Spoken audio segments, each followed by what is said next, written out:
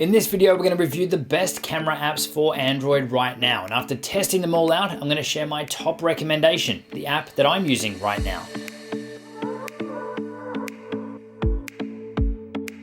Hey, it's Justin Brown here from Primal Video, where we help you amplify your business and brand with video. If you're new here, make sure you click that subscribe button, and all the links to everything we mentioned in this video, you can find linked in the description box below. Let's jump into it. These days, smartphones are capable of shooting great videos straight out of the box, but with a quick app install, you can instantly unlock a ton of advanced functionality and take your results even further. There's a lot of options out there though, so in this video, we're going to take a look at each of the best camera apps right now, and then get to my choice for the #1 app after putting them all through their paces. And let me know down in the comments, what's your favorite camera app for Android, and what's your favorite feature in that app. Now, like I said, there is lots of options out there, some of them great, some of them not so great, and not worth your time at all. So we're going to skip the ones that aren't worth your time and jump straight into the short list of the top options. So from all the apps out there, we've narrowed the short list down to Open Camera, Footage Camera, HD Camera Pro, Manual Camera, and Filmic Pro. Now, each one of those has their own advantages and disadvantages,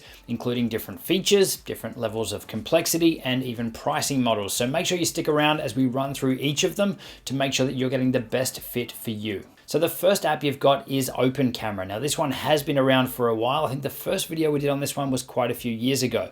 We've recently updated a tutorial, a full walkthrough using Open Camera. I'll link it up in the cards and in the description if you want to check that out. This is a really solid camera app with an absolute ton of features built in, and it's totally open source, meaning that it's free. Now the app itself is easy enough to use and to get up to speed with, but the interface is not as intuitive or as inviting as some of the other options out there. Now there's so many options and settings in here to really allow you to customize this up for you. You can even change the different items and things that you want to have on the main screen, on the main graphical user interface. You can customize it all up. It's probably got the most amount of features and settings out of all of the apps that we're going to mention here. But one thing I do want to mention here that is relevant to most of the other apps we're going to cover to a point is that not all of the features are going to be available on every device. Some of these apps will remove different features based on which Android device you are using. So if it doesn't have access to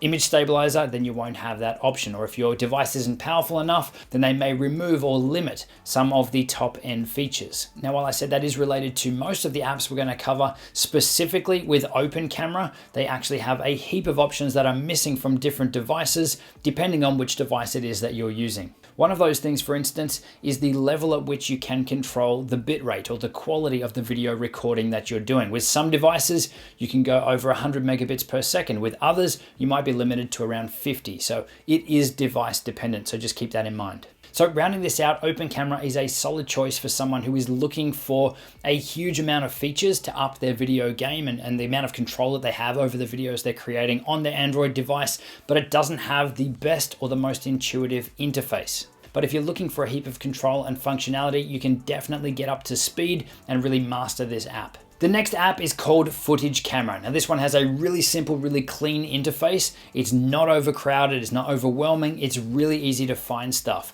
It's actually most like the stock iOS or stock Android camera apps where you just swipe across the bottom to access the different modes. But obviously it's got a ton of extra features and a ton of more advanced control in there as well. So there's a decent range of manual controls that you get access to, things like white balance, things like shutter speed, ISO, lots of different camera modes, as we said, for things not just for recording video, but things like slow motion, time lapse, shooting in RAW or panorama. You've got all of these built in there as well. Another cool little feature that they've got that's kind of buried in under the settings is what they call fingerprint gestures. And this is where you can use your fingerprint reader or fingerprint scanner on your phone and assign different gestures on that reader to different tasks in the app. So whether it's a swipe down on the reader, swipe across, swipe up, you can actually assign those to do different things within the app. Now, as for some of the downsides or features that this app is missing, there is no control over the frame rate options. So you can't adjust from 24 to 25 to 30 or so on. You can't make frame rate adjustments in this app. There's also no specific bitrate or quality options for the videos that you're creating either. They do have basic settings, so you can adjust high, medium, or low quality, but there's no specific bitrate or megabits per second setting in here to really dial in that quality setting like you get in most of the other apps that we are covering here. So besides that, it is definitely a great app. It's easy to use. It'll be perfect for someone that wants the manual camera controls without the need or the want for those quality controls. The Pro version upgrade is $2.99, and that's definitely recommended. That's going to let you record videos for longer than 5 minutes, and it's also going to enable a ton of extra features, things like anti-banding to remove any flickering in your shot, plus a heap of other features as well. So if you're looking at this app, I would strongly recommend upgrading and paying the $2.99 to get the Pro version. The next app in our recommended list is HD Camera Pro. Now just be careful, because when you're looking in the App Store, there are 2 apps called HD Camera Pro, so make sure you're getting the right one. The right one is from a company called Intermedia Inc.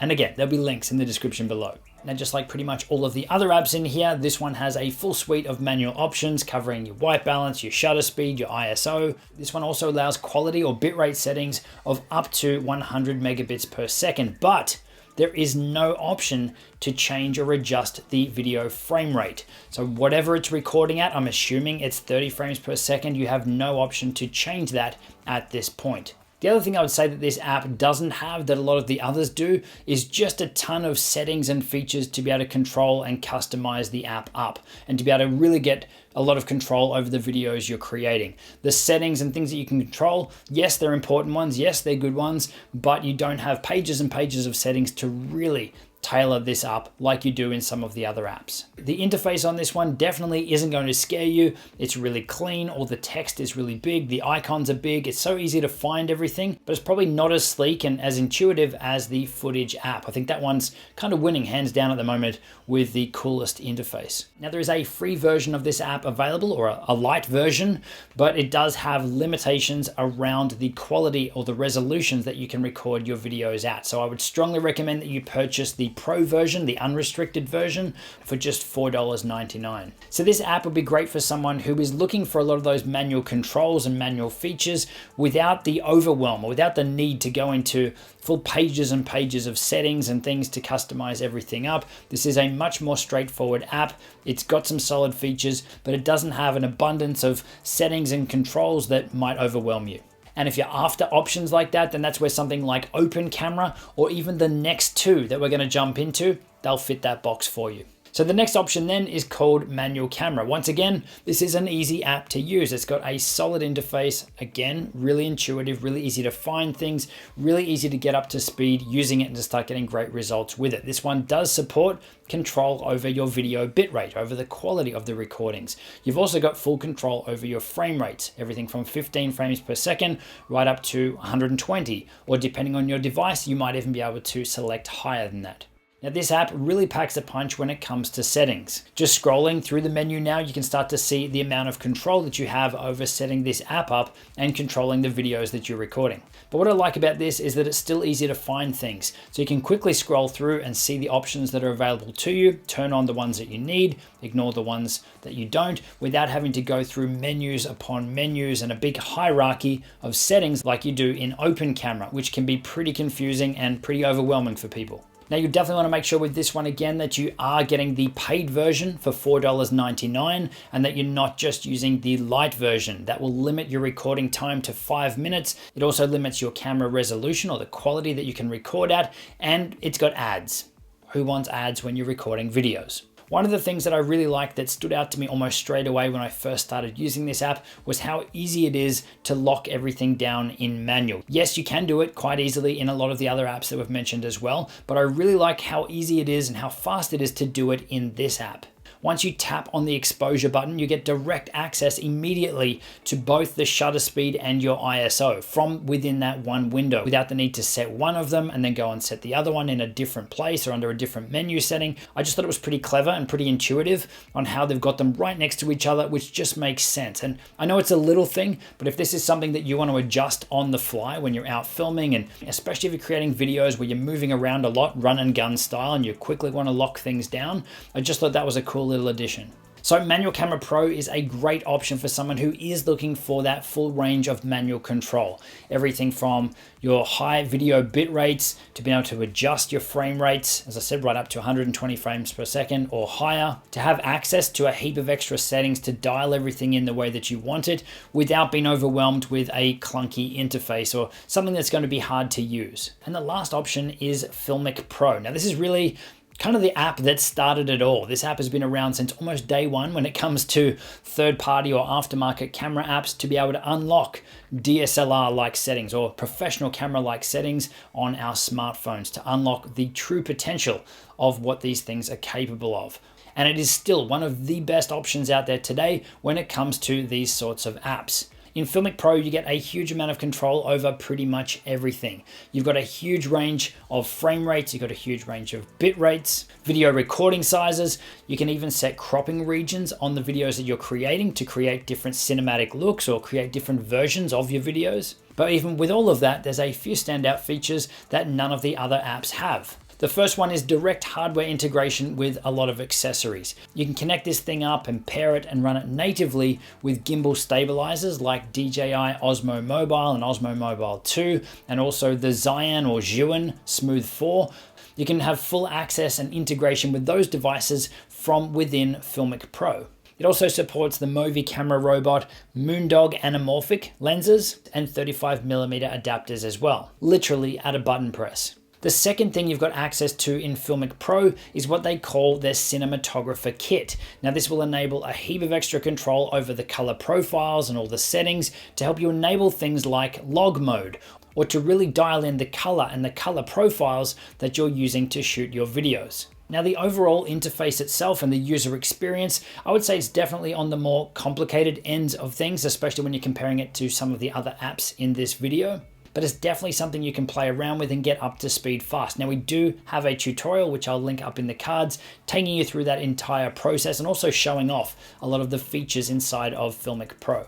Now in regards to pricing, Filmic Pro is the most expensive app that we've mentioned in this video. It costs $14.99 to buy the license to Filmic Pro. That is a one-time fee, and I personally think that given all the advanced features and control and everything in it, I think that's an absolute no-brainer. But you also need to be aware that if you do want to unlock that cinematographer kit to enable all of the log profiles and the advanced color control, then that is an additional one-time purchase of $13.99. Again, I still think it's a no-brainer given the amount of features and control that this thing is going to let you have access to. So I think if you're someone who is looking for the most amount of control, the most amount of features, you probably aren't looking for the most super intuitive interface, then Filmic Pro is really going to be where it's at. There is everything in this app. There's all the advanced focus peaking, there's all the histograms and control over your color. This thing really has everything in there, and they're actively growing it and adding new features and things all the time.